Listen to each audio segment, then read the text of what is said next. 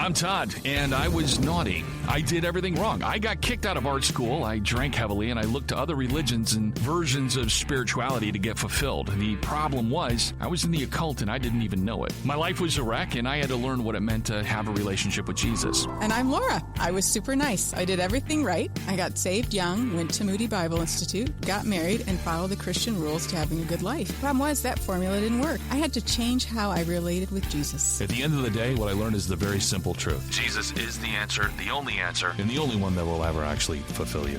Naughty versus nice. And welcome back to Naughty versus Nice. I'm Todd. And I'm Laura. And I'm Kelly. So today we are talking about the very uncomfortable subject with my wife and our friend, porn. Yeah. So, yeah, I know, right? So we're going to talk about pornography today. And it's one of these subjects that just seems to have kind of fallen through the cracks, I guess you could say, or it's just uncomfortable enough that most people really don't want to address it. They kind of would rather prefer that maybe it's not something that actually has to be talked about. Life's hard enough. And between balancing taking the kids to soccer practice and doing all the other things that has to be done, one of the last things people want to do is confront something that's a very, very difficult issue to talk about, let alone actually have to deal with the consequences in the fallout of actually doing it, especially in the church. And I think a large part of it is because it's so present and such a part of so many believers' lives. It's not something we want to bring up because then we have to admit that it's in our lives. It's different if a pastor gets up and says, you know, I get that porn's an issue and da-da-da-da, but that's not the same as really sitting down and saying there is an issue and we need to gather and have a discussion about it. That's a different thing. Well, let alone even maybe putting together a program that can help people that are currently involved in it, having the challenges that go along with it. I'm trying to be as nice as possible. And any of the other different escalating series of behaviors or influences that kind of go along with something like that. This is one of those things. It's kind of like alcohol. It's kind of like drugs. You don't just stay where you're at when you first start using. There's always an escalation that happens, whether that escalation is going to be in frequency, in time spent involved with it, or whether it's in the, I guess severity would be the correct word. You might start drinking, taking sips of dad's, PBR, Pabst Blue Ribbon, but by the time you're 28, by the time you're 30, you're chugging whole bottles of Wild Turkey. You know what I mean? There's that escalation that kind of goes up. And this subject, pornography, is the same in that regard. It's the nature of what it means to be human, to kind of chase the dragon, so to speak.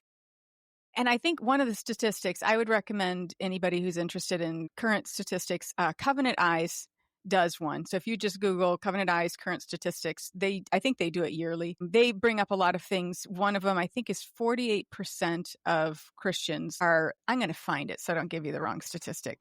It was an interesting statistic because what came to mind was, 54% of practicing Christians watch pornography. 75% of Christian men watch pornography. 40% of Christian women consume pornography.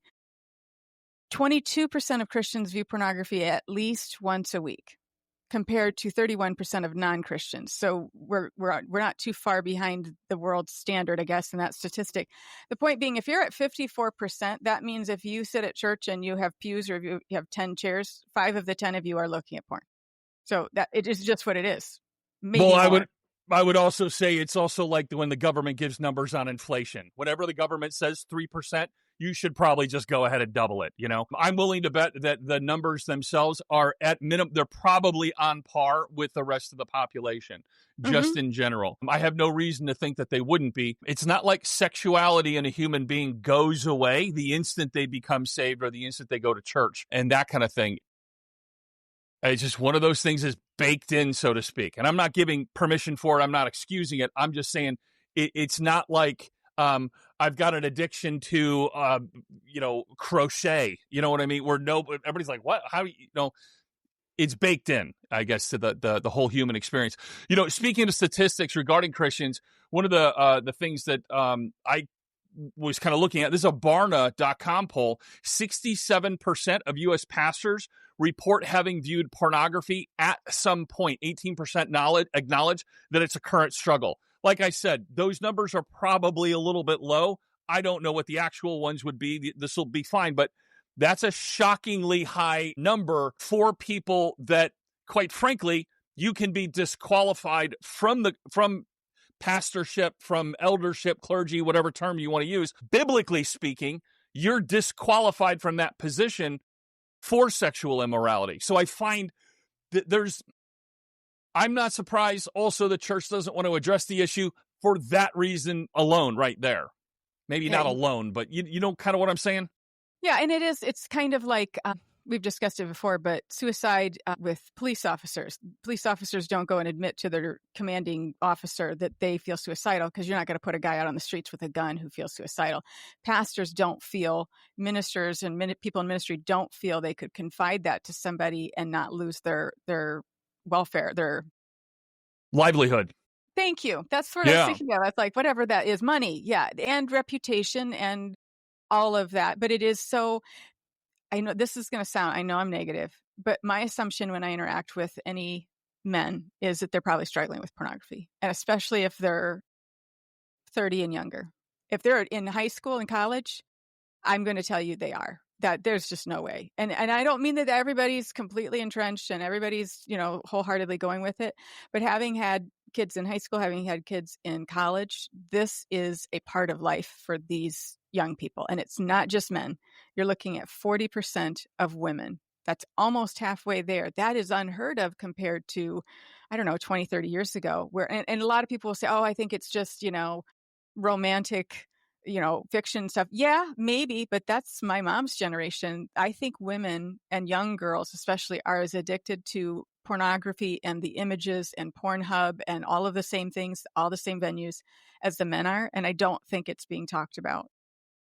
No, but here's a shocking statistic for you. Speaking of shocking statistics, I still went ahead. I saw a video, and I'm going to have to give credit for it. There's this one young woman that does content on YouTube. She does like relationship, social male-female dynamic type content. And one of the things that she had talked about was she got a hold of some statistics from OnlyFans. OnlyFans is a website in which Sally Soccer Mom, just about anybody can go ahead, start an account, and then start performing for people. And then people can subscribe to their channel. The performer gets the opportunity to determine rates, I guess. Okay. Like, I literally have never been to the site. I'm not doing one of those, funny things. I swear I don't know, but I mean, I know enough culturally, I know what's going on with certain things. So she went through some numbers. So I went ahead and double checked it just to make sure that her numbers were correct. So here are the numbers.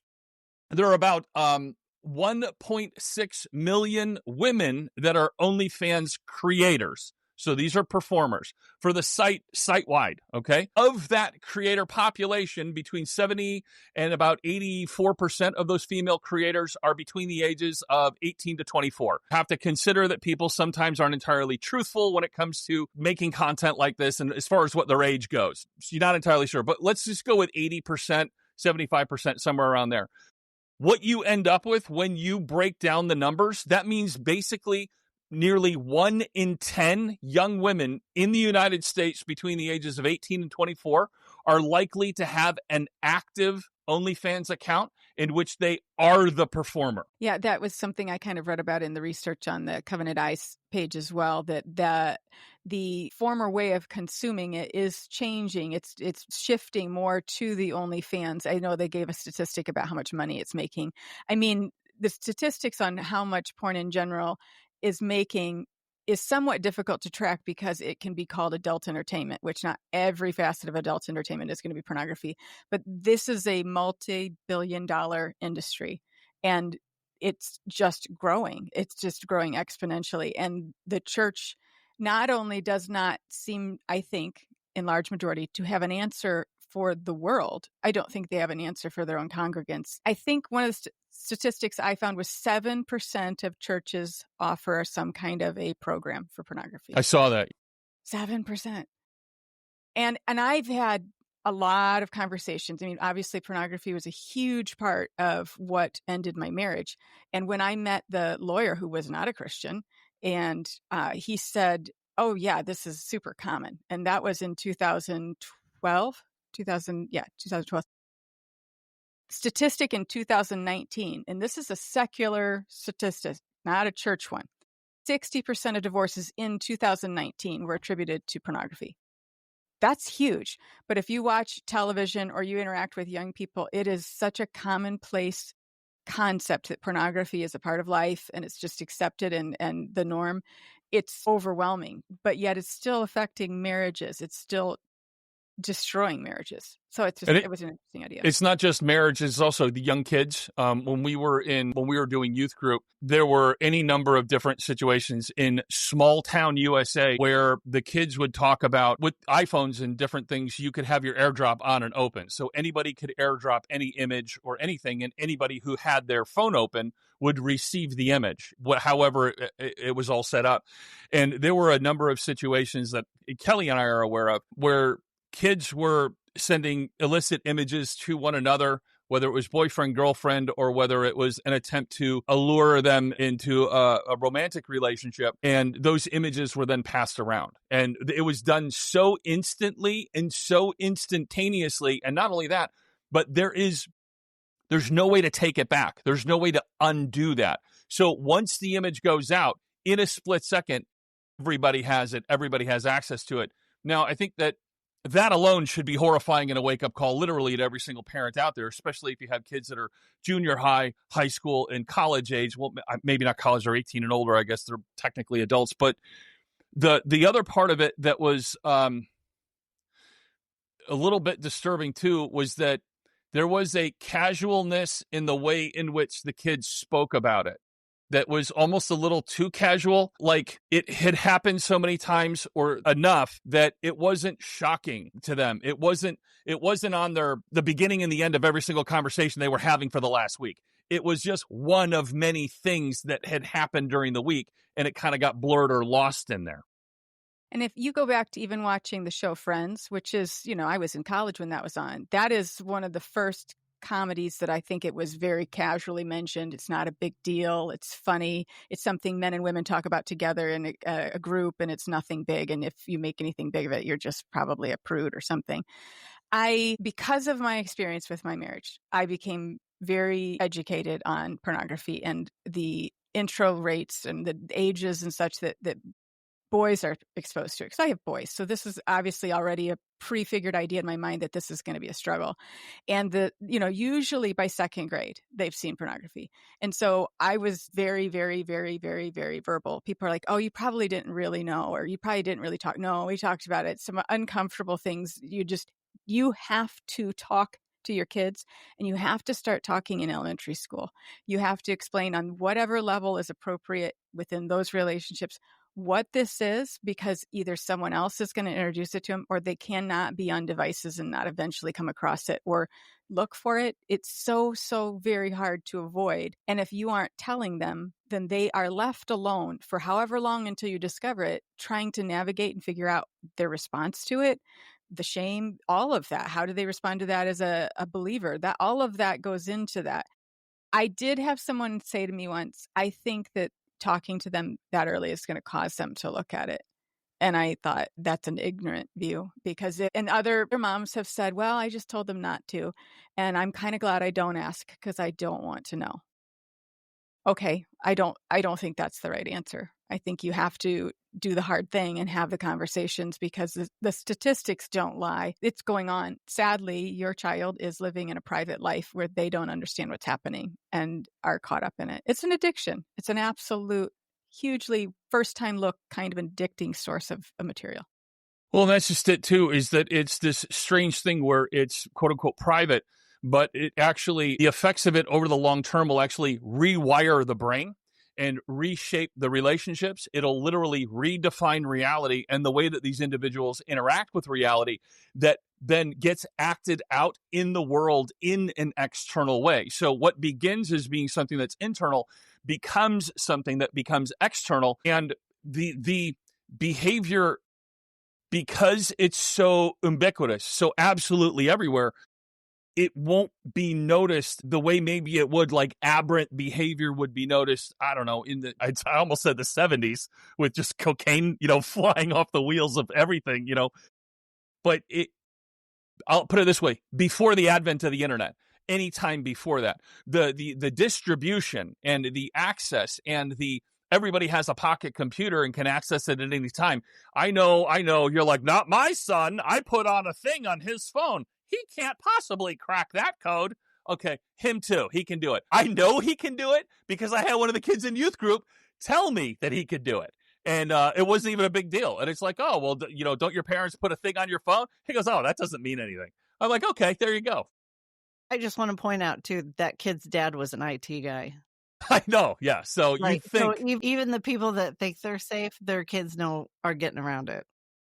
Yeah. And that is the new standard. This is not an unusual, strange, creepy, weird thing happening all the way over there. This is going on in your living room.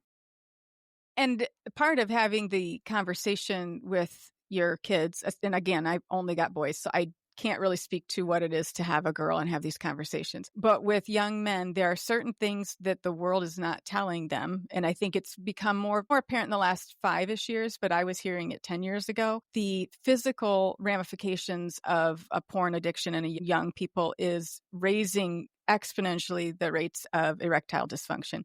So it's not just that it's that the images are so graphic and so extreme that is the only way they know how to have any kind of sexual activity. And so then a real woman, real circumstances, real relationship, it's too much effort. It's not real. It's not as stimulating. And therefore they can't have a human sexual relationship. That's not something that people were talking about even, 5 years. I wasn't hearing it because I was saying it and people were staring at me like I was a little obsessed with these statistics, but maybe I was. Yeah, but I mean, I just literally, in a completely unrelated text thread I have going on with some guys I've been friends with for 20 years, there was like a Twitter video where some girl was upset and commenting, I think it was a TikTok video, about the fact that she was having intercourse with her boyfriend and caught him looking at porn while they were in the middle of that engagement. So even like what you're saying, a real live person isn't enough. One of the interesting things about it, and I learned about this, I don't know, maybe 3-4 years ago, I'd overheard somebody talk about it. I said, whoa, hold up. What are you saying? And I started talking to him and finding out more. They were saying, this was a person in the mental health field. And one of the things that they were mentioning was that there were heterosexual men that were so steeped in pornography use that the only way that they can be able to perform is by watching gay porn or by watching some other variation of like very extreme, at least what the average person would consider extreme, whether it involves non-human, actors or whatever the term is for this. I don't know. We're on YouTube's. That they're engaging in that type of viewing habits and that type of material because that's what it takes now in order to trigger those portions of the brain that have been so depleted of their brain chemicals or flooded with I don't know how it works exactly. But if you're a straight guy and the only way that you can now, perform is by watching gay porn, you've got brain damage. I don't know what to tell you, Well, and it builds these unrealistic expectations, and then those are taken in, at least in the church. A guy will have an issue with this, in my experience, and having talked with a lot of different families. They'll have had these experiences. They think they can finally be done with a porn addiction if they get married and they can have a regular sexual relationship all the time. And that's not going to solve it because a porn problem isn't a sex problem. It's a addiction to pornographic materials. It's not got anything to do with actually being sexually active. So I don't know. There was a quote, I read it to you guys before we started, and I think it fits with this idea of how porn is rewiring relationships and how particularly men view women. This is a quote, and of course, it's on, the person's name is Naomi Wolf, and it was on the Covenant Eyes article. I know who Naomi Wolf is, yeah. Okay. The young women who talk to me on campuses about the effect of pornography on their intimate lives speak of feeling that they can never measure up, that they can never ask for what they want, and that if they do not offer what porn offers, they cannot expect to hold a guy. The young men talk about what it is like to grow up learning about sex from porn and how it is not helpful to them in trying to figure out how to be with a real woman. For the first time in human history, the image's power and allure have supplanted that of real naked women. Today, real naked women are just bad porn. And that's what it is. Pretty much. I mean, and I would love to be snarky or make some sort of sarcastic comment about that. but it's nothing to be sarcastic about. It's nothing to be snarky about. We have sleptwalked ourselves into one of the worst possible imaginable situations when it comes to this subject, when it comes to human sexuality, when it comes to, it affects every aspect of what it means to be human. It's not just the physical and the erectile dysfunction and the lack of physical touch, or the only way you know how to touch someone now is through aggressive sexual touching contact. There is such a thing as a hug, as walking past somebody, putting a hand on their shoulder, a family member, a child, someone that you want to create that bonding connection to in a very normal, healthy human way. The power of touch, the psychology, I probably should have pulled up statistics on this. I remember researching this like 15, 20 years ago. The power of touch alone is staggering. You can take brand newborn babies and put them in one of those newborn wards or whatever, touch only half of them, pick them up, handle them, do whatever, and leave the other ones, feed them still, and do all that. The other ones have severe lack of growth. If not, they outright die. I mean, there's experiments that have been done on this. The idea of expectation versus reality. You're talking about a situation where predominantly young men, women are involved too, obviously, but what they're wanting and what they're desiring doesn't actually exist. So there's no way they can be fulfilled, and there's no way they can interact in a fulfilling way for others in a normal human relationship that we've been doing for thousands and thousands of years. It doesn't exist anymore. It's off the table. And then you have the idea of emotional intimacy and the breakdown of the ability to connect with another human being on a deep and meaningful way that's not sexual, not physical, not any of these ways, but more like emotional or meaningful contact. That starts getting removed from culture as a result of the poison of this.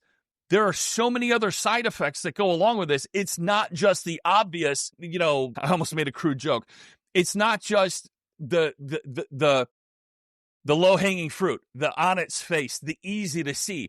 There are these other underpinnings that are going on with this subject. We're going to experience the reverberations. Like, let's say we solved it all today. You got 30, 40, 50 years of reverberations of this as a result. Absolutely. I agree. I was thinking too, it is treated so lightly in our culture, but having been somebody who was unaware it was happening in my marriage and then found out how painful that is, how a lot of that quote, the feeling less than, the absolute feeling of betrayal and unworthiness, all of that, just, this all comes in and it's a very, very hurtful thing. So yes, it's going to be hurtful in the normal, typical relationship. But added to that, the way that pornography plays into abuse is just over the top. 86%, I think, of serial killers have had interaction with pornography. I get commonality doesn't mean it's causality or whatever they say. But let's get real. Like, I listen to crime documentaries almost exclusively with child predators, porn. And so involving yourself in it does escalate your own aggression and your own anger, and it's going to affect your expectations of a sexual relationship. And it will also, I believe it can, with the right people, escalate to the more physical abuse and the dangerous people. And it feeds into an industry that supports things like trafficking and child pornography. You can't watch and tell me you're watching a 19-year-old pornography and think you're not playing into the problem that's pulling in the 8-year-old. It's all one industry and you're supporting it.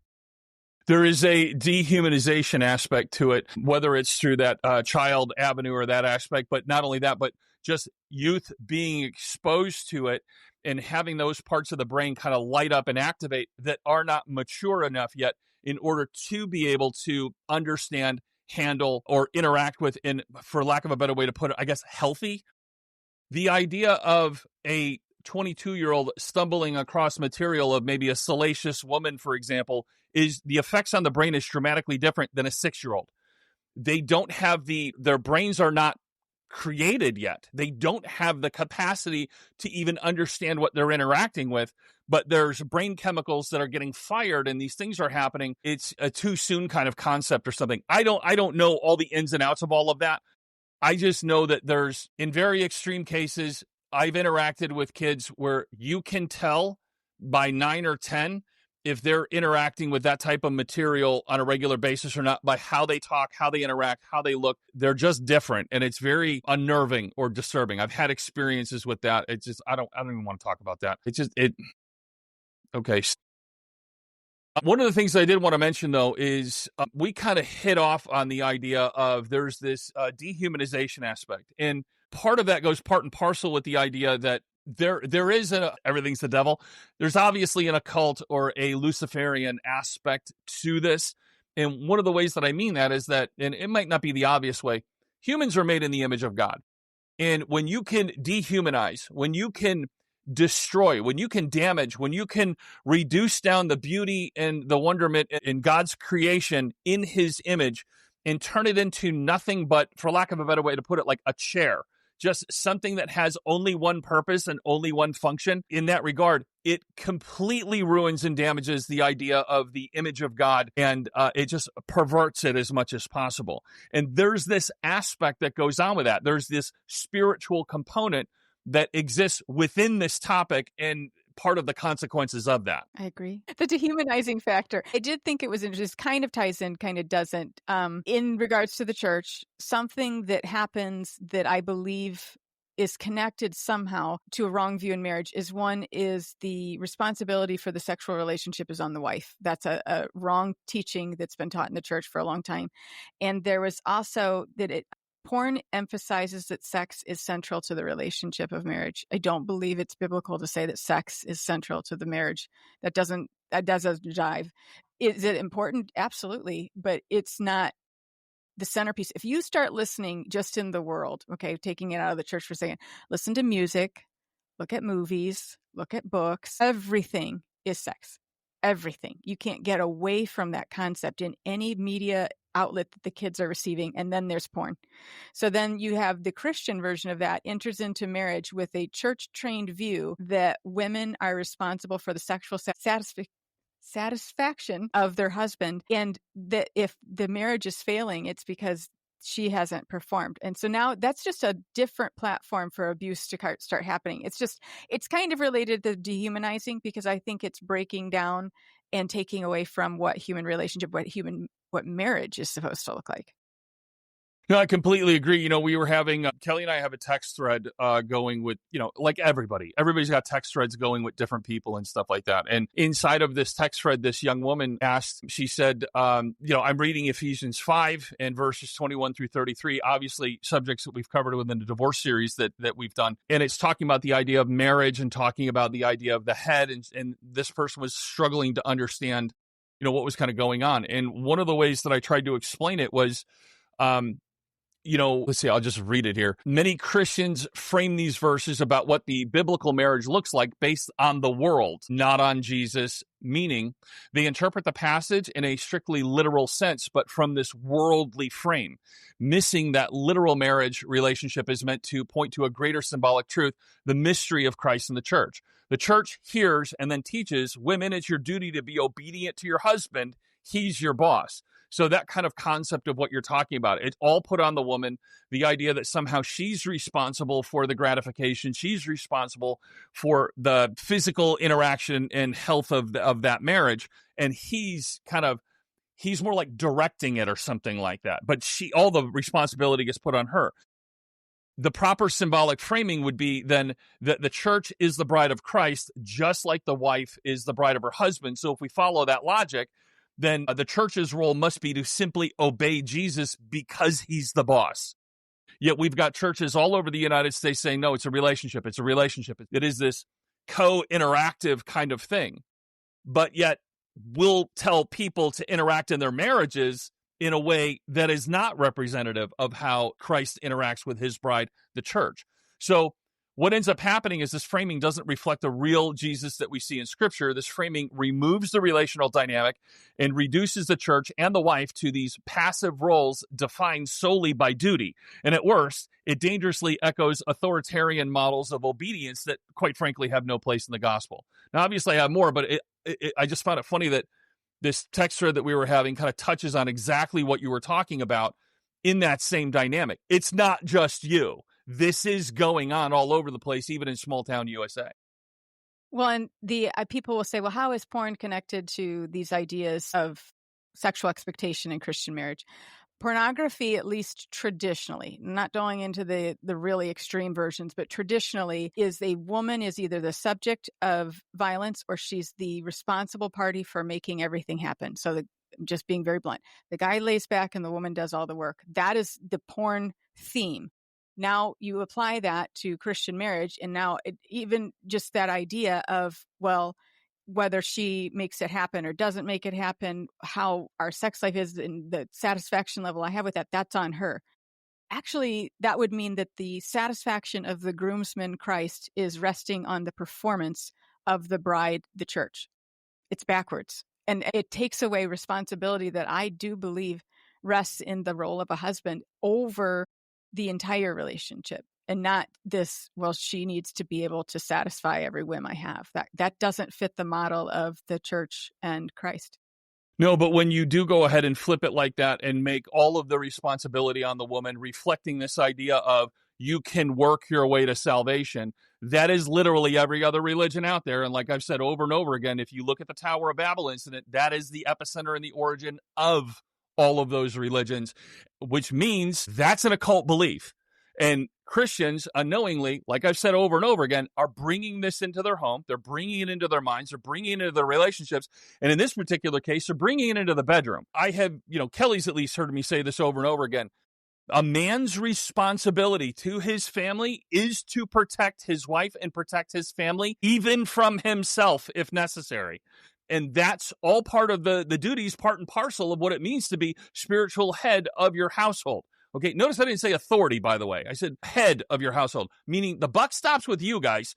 All of the responsibility of this kind of stuff you bear the weight of that. And to shove it off to your wife or shove it off to whoever, because A, you don't know any better, now you're being told, and B, you don't got the chops in order to handle it, start learning, okay? Start interacting, start taking the steps necessary in order to be able to carry these heavy burdens. This isn't something you can skate through. It's only going to get worse. And once again, even if the plug got pulled on it today, the reverberations of this are going to last generations. Just our incident of it, let alone wait until virtual reality comes into effect. If you think it's bad now looking on your 27-inch monitor at home or whatever, what's it going to be like when it's in your glasses, in your goggles, and you're walking down the street? You can still interact with people, and no one has any idea that you're pumping virtual porn into your head and ears. What do you think it's going to be like then? And that's on the rise as well. That was in the statistics too. Well, what is it? I didn't know that. What does it say? Well, give me a moment. I'm going to try to not knock my microphone over. Nope, that's the wrong one. Wrong statistic. Well, of course I mentioned it, and that means I can't find it. How that goes. It's always the way, right? Yeah, well, you go on with another point, and I'll keep looking.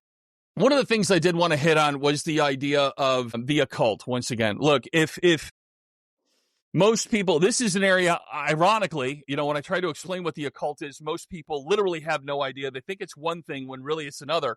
However, this is an area that kind of gets something correct, where you got these weird, creepy, eyes wide shut parties. Everybody's wearing creepy robes, not always wearing underpants underneath the robes, if you know what I'm saying.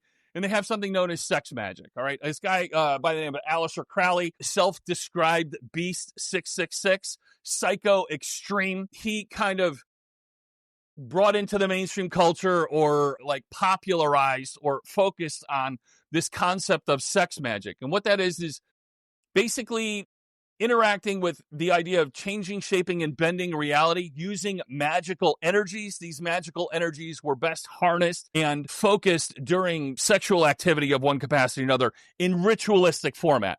So whenever you think of the idea of, drawing pentagrams on the ground and salt and grabbing a few, chickens or whatever and throwing feathers and all that stuff all over the place, and then bring in the orgy or whatever, this is kind of what we think of. Black candles and creepy weird stuff. And the association that would be made is the idea of opening portals. That was one of the things that Aleister Crowley, look up Babylon Rising, and when him and Psycho Captain guy, what's Tom Cruise's religion that he's all about? Scientology. Yes. It was L. Ron Hubbard. L. Ron Hubbard, Aleister Crowley, and Jack Parsons.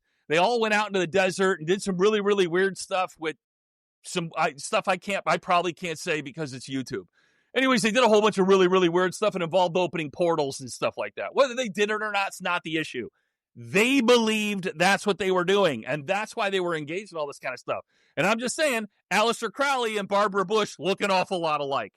Point two would be the idea of Eastern mysticism, the concept of tantric influences and stuff. I got this video of this one woman, and she's like some sex therapist, and she's talking about how yoga and the Kundalini's the snake spirit that winds around your spine and plants itself in your brain and then opens up your third eye chakra, your crown chakra, so you can see the world as it really is. And it's all about the whole entire focus of Tantra is this orgasmic sexual energy cultivation, harnessing, and then focus and direction. It's the same concept of Aleister Crowley's black sex dark magic, but done with this white light, power of the lotus, friendly harmony and love for everyone kind of thing, where they make like spiritual astral babies and then reabsorb the astral babies in their guts. And so I'm not kidding. It's weird, but it's this idea of creating sexual union, the masculine and feminine energies coming together, the black and the white square, the sun and the moon, the fire and the water, these things all coming together and creating a new thing, creating the sun, creating Tammuz, creating this third union, the union of the opposites through the middle path concept. So we see it over and over again. The idea of sex itself being completely perverted and warped and distorted from what God's original intent was, and the occult harnessing it and focusing it and directing it for, at a minimum, selfish purposes, but I would argue even worse than that, nefarious and abusive ones on top of it. I know it's a rant. I'm sorry, but it's like this stuff is like, it's real, you know? And that is why I was struck by the 7% of churches have a program in place. And the answer that I have heard from the pulpit and from others is just stop or give it to Jesus or something along those lines. I think that works for a few people. I think there are people that is the light switch. Like, nope, this is just not going to be who I am anymore, and I'm not going to do that. I don't think that speaks to probably the current generation. So something my oldest son would say was they never offer any solutions. They didn't give anything practical. There are lots of resources out there. There's a lot of education materials. You can understand why your mind and your body interact with pornography the way they do. For some people, that kind of information is equipping themselves. Or is there any offer of a series? Even just, it doesn't even have to be a permanent support group, but just a group meeting that just talks about the reality of porn existing. Because if you make it a common topic in your home and in your church, the people will feel they can come forward. They can come and tell you. You don't want to go tell the guy that didn't struggle with it. Sorry, if you didn't struggle with it, I'm really glad. That's great. But my kids wouldn't have wanted to go talk to you. That's just the reality. Women don't want to go talk to successfully married women when they have issues like I had. They'll come find you. But the more you're open about the fact that this is real, that it's something you are engaging and talking with people about and have experienced in your life before, people will start coming forward and they will resource you because they don't feel like they can until they know that. So my number one thing is the churches need to be thinking about what to do, and they need to stop giving the wrong answers. I think I wrote out I did just say it. You just need to decide to stop and just stop. Give it to the Lord and he'll take it away. If it's online, it's a victimless crime. That's not necessarily something I've heard in the church, but I have heard that. If it's not physical, it can't be adultery. I'm going to tell you right now, I have dealt with so many marriages where the guy thinks he has not committed adultery because his relationship has been with another woman, but it's all been virtual. So it's not physical. So it's not adultery. And I've also, the attitude I feel I'm getting from the church in conversation, not just like one church, but just overall, is that there's finally a realization that this could be considered actual adultery. And people usually look at me like I should be excited that that's a step. You are 20 years behind. 20, at least 20 years behind, because that is so far in the past. You're not addressing the real effect this is having on people. You shouldn't just be realizing this is something you need to be talking about. Matthew 5:28. But I say to you that everyone who looks at a woman with lustful intent has already committed adultery with her in his heart. Ephesians 5:3. but among you there must not be even a hint of sexual immorality or of any kind of impurity. Not to mention the fact that you have 1 Timothy 3, 1 through 7, kind of covering the idea and the standards for leadership and eligibility for leadership or eldership. Now the overseer must be above reproach, faithful to his wife, temperate and self-controlled, respectable, not given into drunkenness, not violent, but gentle, not quarrelsome, not a lover of money, but he also must have a good reputation with outsiders. The first 3 or 4 there, just apply porn to it. It clearly is addressing that as an issue. Obviously, other things as well. But my point overall is, how many elders are operating? How many people are operating in positions where they shouldn't be? They're not qualified. They disqualified themselves. But the last thing that's going to happen is an elder who's also disqualified himself, disqualifying that guy, because the instant he points a finger, he's got 3 pointing back at him. You know kind of what I'm saying? These are woefully insufficient circumstances and woefully insufficient ways of going about engaging in. We're not supposed to be in the world or of the world. We're supposed to be in it. You have to be educated about what's going on and have to have, at a minimum, an understanding of what's happening. If you're a church leader and you have a youth group and you do not have any kind of porn assistance program helping kids get out of it, boys and girls. And by the way, with women now, or girls, it's like the two things. It's not just the physical stuff, which usually was reserved for young men, okay, or boys and young men. But it's also that, and it's the fantasy novel imagination concept, the idea of the Harlequin romance novels and that kind of thing. I've known of young people that have been involved in that as a fantasy escape, and they don't see it as pornography. But when you talk to the young person and they're you can see it on their face. They see it they don't realize they do, but you know what I'm saying? You can tell. It's a double standard. Shortly after my divorce, when it was very apparent that it was highly involving pornography, somebody had recommended I go see Magic Mike. And I was like, do you that I'm like, I don't, that's a double standard. And I would hold people to the same. The interesting conversation, it might be for another episode, would be the above reproach and the disqualification, because I read quite a few different articles about where's the line, because I've always said regarding pornography, regarding addiction to pornography, do I expect that a man would give up pornography and never ever look at it for the next 50 years? No. And I don't necessarily know that. So if there's a slip up or there's a once, I don't even want to put a number on it because that's formulaic, but you know what I'm saying? There's a person who struggled with pornography their whole life, and they have a time or two where there's something that catches their eye, they slip up, but their constant attitude towards this part of their life is openness with other people and accountability, pursuing solutions, and faithfulness to returning to that purity of thought in life. Does that make sense? Because I think you could say anybody who's looked at anything pornographic, well, everybody in the world, they're out, because you can't help but see it at some point. That's just how it is. It was, ironically, literally today at work, we were doing a Facebook thing. The company that I work for, I manage the social media account. There was a charity golf event and anyways. And so my boss comes in and we're going to review the post I'm about to make, thanking all the sponsors, thanking all the people, and giving details about how much money we raised for this special event. And as I'm scrolling to get to it, literally on the Facebook feed, there's an advertisement of a very chesticle woman, doing whatever she's doing, you know what I mean? To the point where it was so obnoxious. I was like, and I, scrolled past it. I go, dude, that, what do you say? It's just in the feed. It's a work account. It's not like I'm looking up stuff. You know what I mean? I'm looking up work-related things on this account and doing that kind of stuff. It's just there. There's nothing you can do about it. It's going to jump into your life. Okay. But there's a difference between that. And I find it very interesting that so many people in the church leadership will have this hardline stance like we talked about. The only reason for divorce, God hates the divorce. And the only reason you get divorced, the Bible says clearly this. And the Bible also says clearly anybody that looks at a woman with lust has already committed adultery. And the Bible clearly says in Timothy and Titus that an elder must be blameless, not overbearing, quick-tempered, not given in drunkenness, not violent or pursuing dishonest gain, must hold firmly to a trustworthy message that had been taught.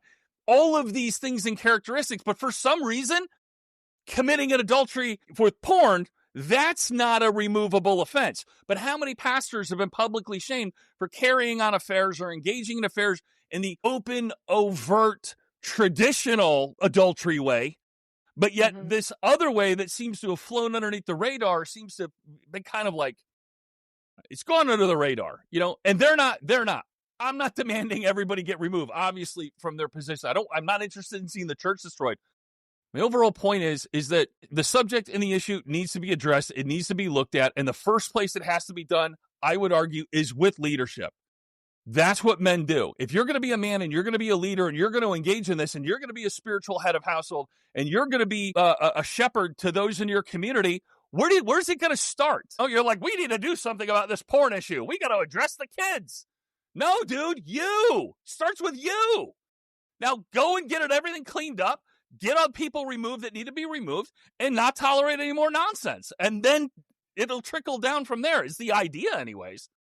I don't know. Am I beating a dead horse on this? Am I being stupid? Like, I feel like this is like obvious, And the only exception I'm thinking of is, the men in ministry who have gotten stuck and they don't feel they have a resource. They're trapped and they're living a double life. And the longer you live a double life, the more it becomes easier to do. And there is no resource. And so, like, to come in and say, well, everybody needs to go. I absolutely agree. I think if you have a pornography problem, you need to step down. But that like I said earlier, this is their livelihood. And so they're stuck and there is no place for them to seek help, it would seem.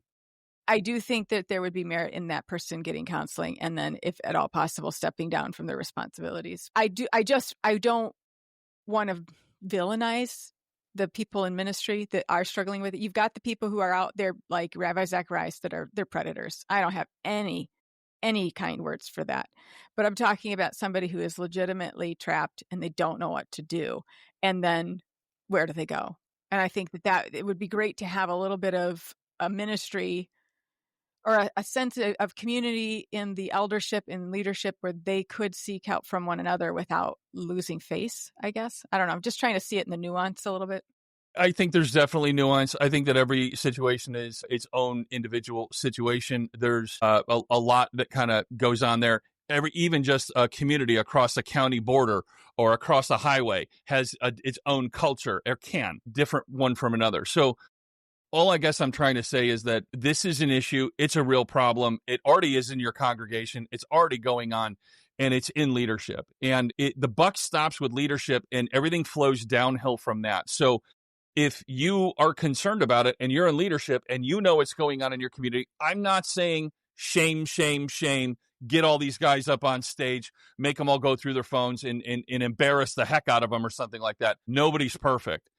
But what I am saying is leadership narcissists start putting in programs of accountability. If they've been lax in this subject, there's ways to go about things so that you can put in a program. Everybody knows what's going to happen, the time frame from absolutely everything, and the expectation for absolutely everything, whatever that looks like. I'm sure there's probably some internet program or ministry that probably deals with this subject or interacts with it. I'm seeing advertisements on YouTube for a young man who has a product or a program or something where he's helping young men in a Christian context and in a Christian way get a hold of this issue and overcome it or get past it or put it, however you want to phrase that. Okay.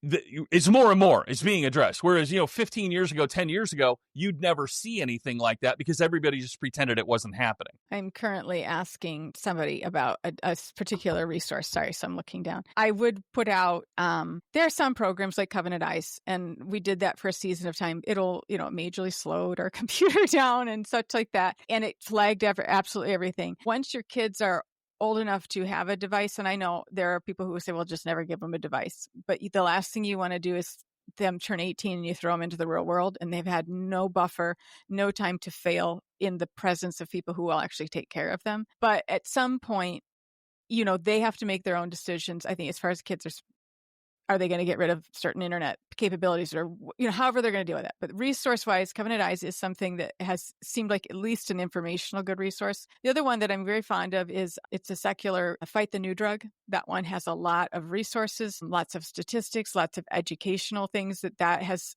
been a good resource for people. I have one more. So the app I'm trying to remember it is actually a resource through Fight the New Drug called Fortify. So I think it's an app you can get. You have resource to have conversation with other people. It can track your progress. It can help you recognize triggers. It's treating it like a real addiction. Most people can't just put down alcohol or cigarettes. And you have to break habits. You have to break patterns of thinking. You have to understand how dopamine works. I think long ago, there was a study that said the first time you looked at porn, the brain had the same reaction as it does to cocaine. Wow. I was actually a book I read was called Your Brain on Porn, Internet Pornography and the Emerging Science of Addiction, because now that the internet's been out long enough, we're actually getting long-term studies of how regular porn addiction through the internet is affecting people. And the book was fantastic with the science research and the harm that it actually causes. So I'll put a link in the show notes to all of these things.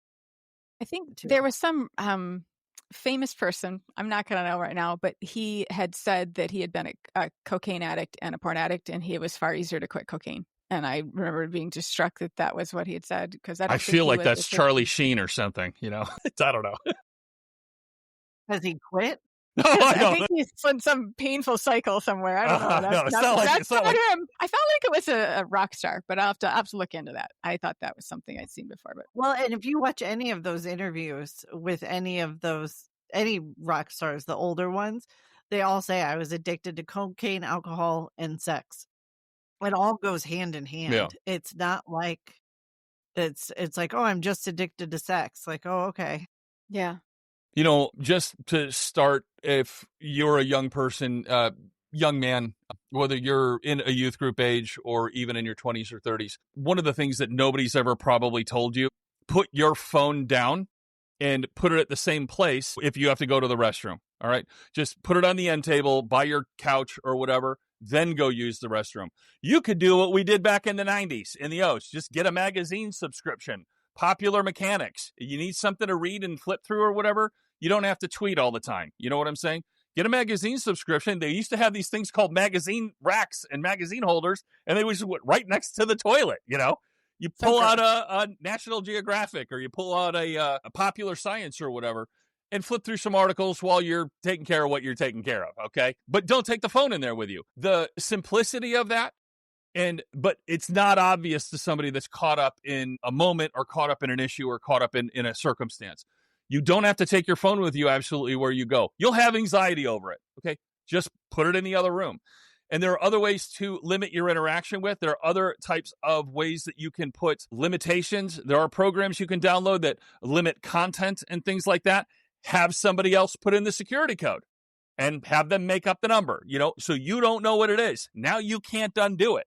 Kind of what I'm saying. So there are things that can be done in order to try to put you into a context to reduce your exposure, reduce your desire to resolve what it is you're trying to resolve. Usually, and I'm not saying 100%, a lot of times it's a stress trigger, especially for young men. They're getting stressed out. They're having moments of aggression or whatever's happening. There's a lot of chemical things going on in the brain and in the body, as my dad would say. He talks like it's not his body. In the body. Okay. In the body. And I just lost my place. I was just thinking of my dad. Sorry. I don't know. I can jump in with something. Yeah, go ahead and jump in. I just lost my place.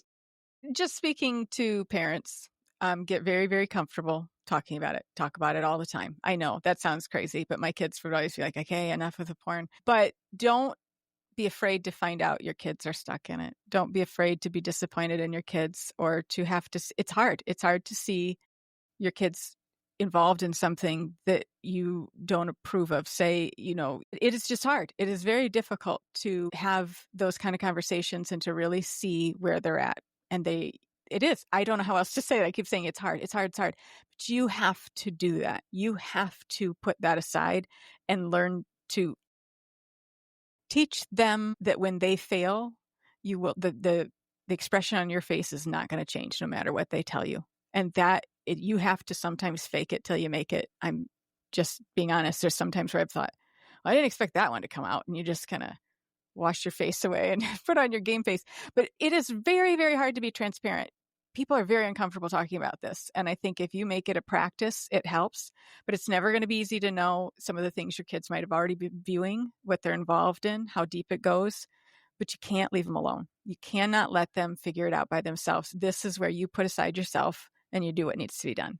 That's my final say on that. Well, there we go. Trying to think if I had anything else to hit. I completely lost my spot there, my place that one time. So before we kind of wrap it up, I kind of wanted to hit another area. We had talked about a little bit about, or I touched on just a little bit, the idea of sex magic, the idea of the occult, the idea of how this kind of shows up in these practices or these religions. And Christians will be like, look, I am not a tantric yogi Hindu practitioner. Okay, they do weird stuff. It has nothing to do with me. The point that I'm trying to make with some of these things in that is that it's in the culture, kind of like what we've been talking about. It's so pervasive now. It's so in the culture. It's so ingrained in. You can't separate it. When Carl's Jr. is a salacious woman gobbling a cheeseburger, but doing it in a sensual way in order to sell more cheeseburgers, you know what I mean? It's already broken through the. There's not enough fingers to plug the holes in the dam, that kind of thing. It's already broken open. And why I say that is this.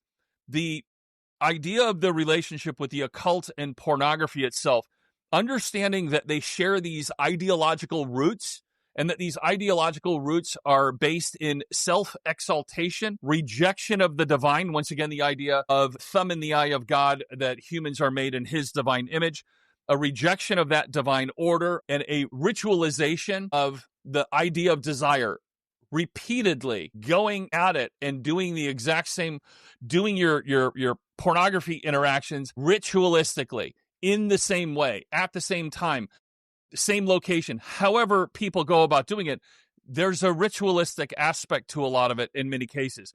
And whether this is directly orchestrated like by, spiritual demon monsters, or by literally Satan himself mincing his fingers like a James Bond villain, or whether it's just part of the nature of the evil of what it means to be man in a fallen world.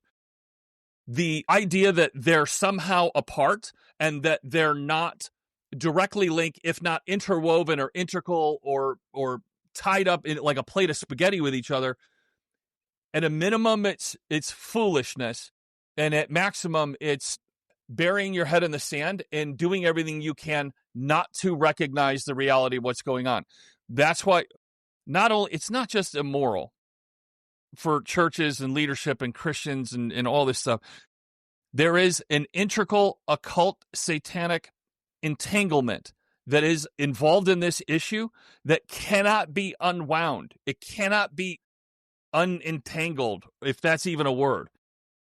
So we're not just talking about, you know how 13-year-old boys will be boys are. They just look at dirty pictures. At a certain level, that's not what's going on. It's much deeper, much more spiritually invasive, and much more, for lack of a better term, demonic at a certain point. The ignorance of what porn looks like for the younger generation is a part of the problem. It's not a pinup. It's not even Penthouse. This is stuff that if it were to be described, you'd be very, very uncomfortable. And I think that that's part of it, is our generation kind of thinks it's just, basically like you said, like the old Playboys and stuff. And that's not great. I'm not saying that's great, but that is so far, far removed from what actual porn is now that it isn't even discernible. It's just so bad. And these more extreme pieces of media are like a handshake to the younger generation now. That's how casual they are. That's how disgust they are. Not disgusted, disgust. There's no shame in it. There's no, for kids among kids, it's just like math class. Mm-hmm. For adults, for us, we don't understand that. Generation X doesn't exactly understand that. But to the younger kids, like I said, we did youth group, man. We talked to the kids. You know what? You talk to the kids. That's what you do. You find out what's going on. You relate to them. You interact with them. You see what's happening. This isn't like people like shun. Oh, he's caught looking at porn. they're very happy to share the, naughty photo that their girlfriend took on the airdrop or whatever it is. On the airdrops, it's just, it hurts people, it hurts lives, and it's one of those things that I really, really wish that the church and leadership would just wake up to and start addressing it instead of just 7% or 33% or whatever these tragically low numbers are. So on that happy note, I'm just like a black ray of sunshine half the time. You know what I mean? Everything's the devil. This feels very authentic to our theme, though. I feel like we had a lot of conversation and a lot of negativity. That's what we do here. Look, I like great stuff and I like cute puppy dogs and I like ice cream, like a lot, but it's like things are like there's just stuff is going on and everybody's acting like, well, I'm too busy for that. I don't know, man. Like I said, what's it going to be like when virtual reality's everywhere? Like, what's it going to be like? How many people are going to be in church in the pews with the virtual glasses on, watching porn and the pastor at the same time 5 years from now or whatever it's going to be? I just, I don't know. What do you do? I don't know. So I guess we just keep doing shows like this. Hope people will listen and at least look up a few things and just kind of recognize what's actually, writing on the wall in front of them. So thanks for sticking with us through this episode, talking about a subject that's just multifaceted, difficult, and just, I'm kind of glad it's over, but I get it, but it needs to be talked about more. So thanks for joining us and we'll talk at you next time. Hey, thanks for listening to Naughty versus Nice. If this episode hit home for you or, got us stepped on your toes a little, but in a good way, go ahead and follow, and leave us a review. It helps us out way more than you could possibly know. We're on all the socials at Naughty versus Nice. That's VERSUS Nice. And if you believe in what it is that Laura and I are doing, you can definitely pop on over to patreon.com/Naughty versus Nice. And give us a hand there as well. Thanks for walking this road with us as we have these conversations, talk about these wider concepts, and discuss what it means to be followers of Christ. We really appreciate you joining us, and we'll talk at you next time.